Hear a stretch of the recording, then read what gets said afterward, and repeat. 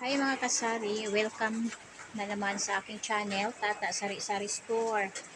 At medyo matagal tayong hindi nakapag-upload dahil super busy talaga ako na marami akong ginagawa.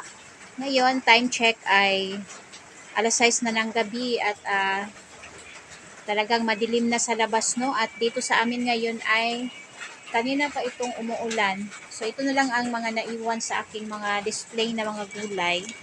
At ngayon, update sa aking mga display na mga gulay ay kakaunti na lang dahil hindi ako nakapamili kanina. At buti na lang itong sibuyas bombay ay bumaba na, no? So dyan ko inilagay sa taas ang aking mga ricados. So update lang muna tayo sa aking maliit na sari-sari store.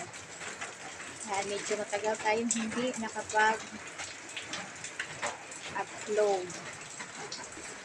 Ayan ang ating mga paninda. Medyo makalat pa kasi hindi ako nakapag-arrange. Siya naman ang ating mga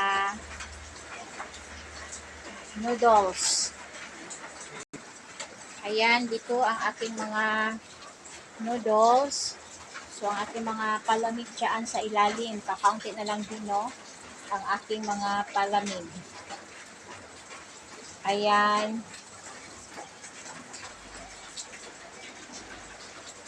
So, talagang madilim sa labas.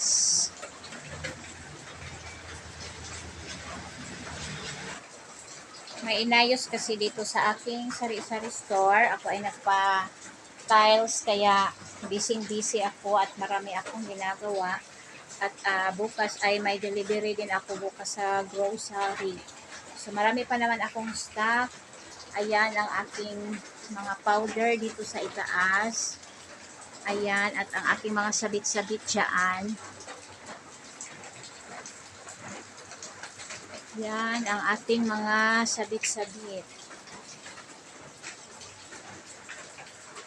So ayan, ito ang napili kong tiles, no, sa aking tindahan.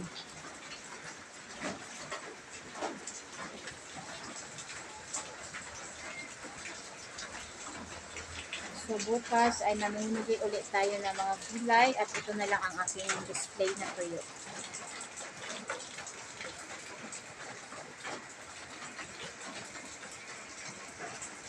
Yan ang ating mga paninda.